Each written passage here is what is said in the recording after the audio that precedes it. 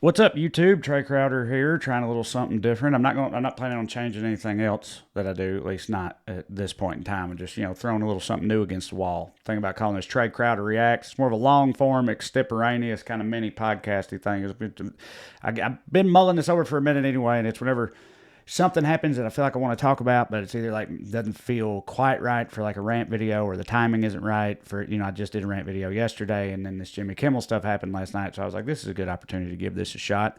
Also, just seeing how people respond to me not being in a Jeep, because on the whole Jeep front, this is, so go ahead and cover that. I don't mind doing videos in a Jeep, but to me, that's like a part of it. In my head, that's always been a part of it, but like, people come up to me at shows all the time and they're like, I love your videos, but I just got to ask, why are you in a car? Like, I get that question a ton. And I'm sure some of y'all get it or have heard me talk about it, so know the answer. But if you don't, like, the reason for that is because in my mind, those rant videos that I do are like a form of like satire. I'm making fun of a type of thing, a type of fellow American, namely pissed off white dudes. And I feel like anytime you see a random pissed off white dude on the internet complaining about something, ranting and raving, he's usually doing it from the front seat of some form of motor vehicle, usually like a jacked up coal rolling truck or whatever, with no less than 3 flags in the back. And he's wearing Oakley's and a backwards ball cap, and he's got like a big red beard and all that dumb shit. Like, normally it's that, but still, pissed off white guy front seat of a car. So I was like, it makes sense for me to do the same thing, but the inverse. I was like, so clever. People love that.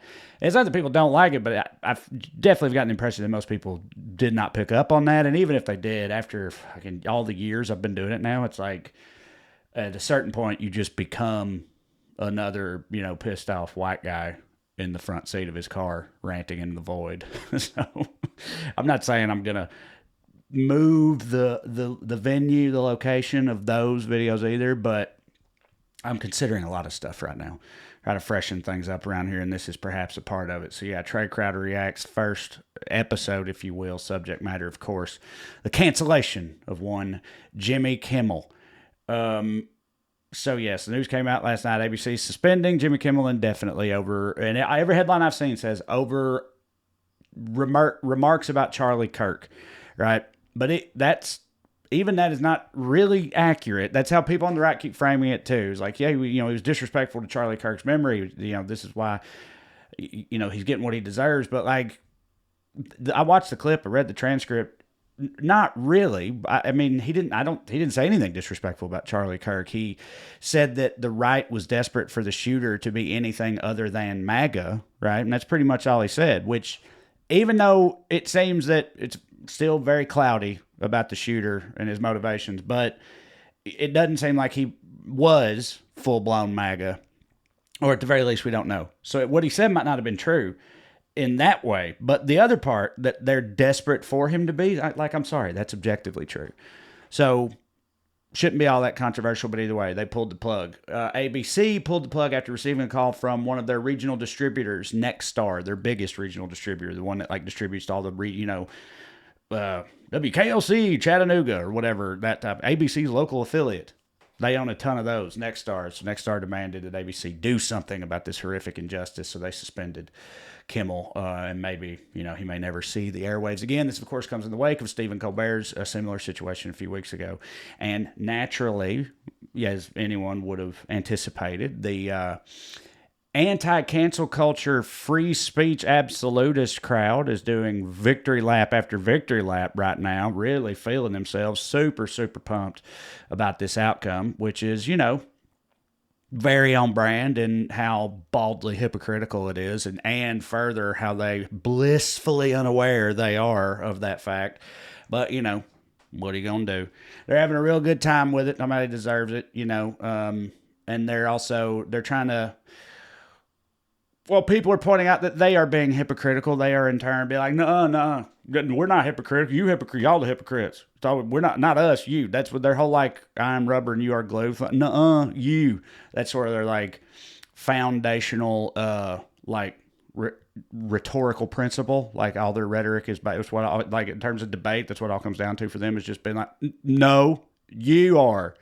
which is what they're doing here because they keep saying like, oh yeah, you're upset about this, huh? What about Roseanne? You guys were loving that. Roseanne got fired a few years ago for stuff she just said. And it's like, there's a few things different about that. But first of all, even at the time when that happened with Roseanne, I was like, I don't know that always felt like a little bit off to me, if for no other reason than it's like, I feel like hiring Roseanne and then firing her for being a crazy bitch would be like hiring Wes Anderson and then firing him for being too into whimsy. Like, what'd you think was going to happen? Also, it's one of those things where it's like, let the people decide. Let them watch the show if they want to or not, But either way, it's also like, it's not exactly the same thing, because they keep also trying to say it's like, this isn't even really a free speech issue, because it's the argument you always use on the left. You always say there's no freedom from consequences, and private companies can make whatever decision they want. That makes it not a free speech issue. Doesn't seem to be entirely the case here, because of course there's a corruption element too. Every single time with everything in this world, follow the money. The aforementioned Nexstar, the regional distributor in question that demanded this from ABC, they are in the midst of attempting to acquire another regional distributor, one of the other largest ones, Tegna, something like that. And this would be a multi-billion-dollar merger. But if it happened, that would put Nexstar over a regulatory cap of 39%, like an anti-monopoly law, saying you can't have more than 39% of all the markets that there are. And that would put them over that threshold, which would be illegal.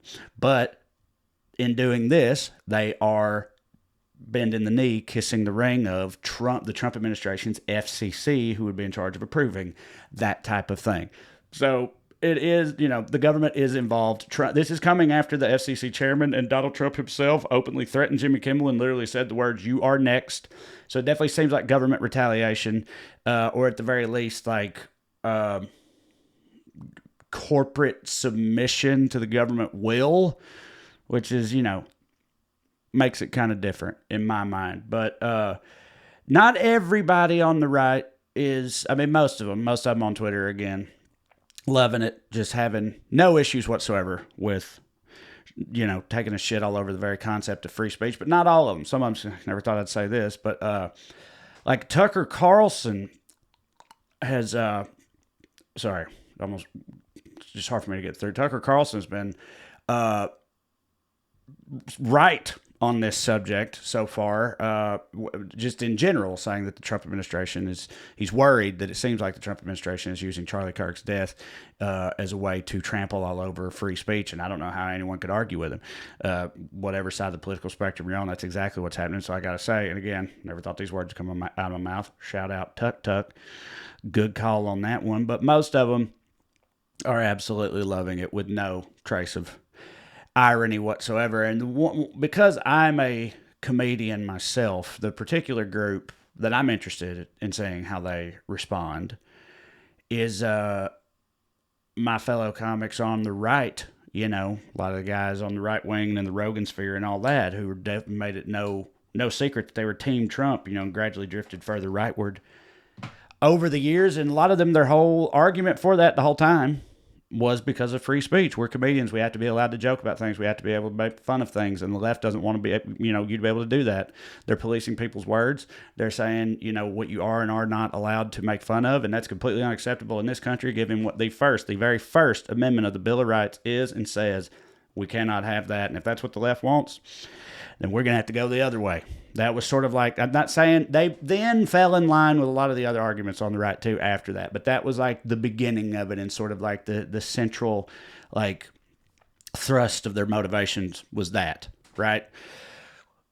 Well, what about this? This don't bother y'all, guys? Jimmy Kimmel, a lot of y'all probably been on the Jimmy Kimmel show, sat on his couch, yucked it up with him. Like this is a man who makes a living telling jokes every night. And so you cool with this? This don't bother you at all? Just because what? The thing that he said, why was it? Did you only ever mean the word retarded and, any myriad homo slurs? Like, was that the only thing you ever meant? Did you only ever want to, like just make racist jokes and talk about how much women suck and that type of thing, like that's the only type of free speech that you meant. Like this is not this don't count as free speech. Like is that how that works? Because it seems like this should be pretty upsetting and worrisome to you. Again, because this is and Jimmy Kimmel's not a stand-up. He never was a stand-up. He's a radio host, and maybe you don't think that he's funny, but still he works objectively in the world of comedy, and so it's directly relevant. And anybody in comedy should be alarmed by this, to say the least. Now here's the thing: a lot of the comics who are on the other side, I'm sure, are not, because they're like, well, I mean, no, I don't. I'll still get to say they are cool with retarded and all the slurs, so I'm fine. Like, I'm not going to say anything they're going to disagree with. Like, it's not going to come back to haunt me because, I'm a lockstep bootlicker. Like, I'm not going to upset them, so they'll allow me to keep going, right, while the rest of us get rounded up and thrown in fucking gulags. And you have dinner in South Florida in celebration. So, I hope you're okay with that. Hope it was, hope the Austin comedy scene was worth the ever-encroaching threat of fascism. I got to stop calling it a threat. I mean, it's here. I don't know what else to say. You're not allowed to publicly criticize the regime. Like, right now, it's just they make you lose your job. How long is it before, a defenestration start? You know Trump been dying to throw somebody out of a window for so long. He loves Putin. That's his boy. This was like one of Putin's first moves, was getting rid of like comedy shows and satire and shit in Russia. And then he had to work his way up to defenestrations. But now Putin is the Michael Jordan of defenestrating. And then he's also Donald Trump's idol. So Trump is just itching to throw somebody out of a window just for, saying some shit he don't agree with. Or not even don't agree with, calling him, fat and orange and stuff. People will be thrown off of buildings for that before long if we don't watch it. That's the direction that we're very clearly headed. Again, not headed in, have arrived at. That's where we are. And so, and the last thing I'll say, as Tucker pointed out, is that it's just also very ironic, and I've said for 10 years now that these people are immune to irony, so I don't even know why I bring it up at all, but that Charlie Kirk himself would absolutely 100% have not been on board with any of this. In fact, they are, defiling his memory by doing these things in his name, and, making up for it by just deifying him in the meantime. But it doesn't make it any less bullshit-y than it is. So I don't know. That's pretty much what I think about the Jimmy Kimmel thing. And, we'll see who's next. I've never been happier to be a very niche thing in the world of lefty comedy or whatever, because I'm not, so far, I'm not on their list. Like, they'll have to go through a lot of other comedians will have to be thrown either out of windows or into gulags before they get to me.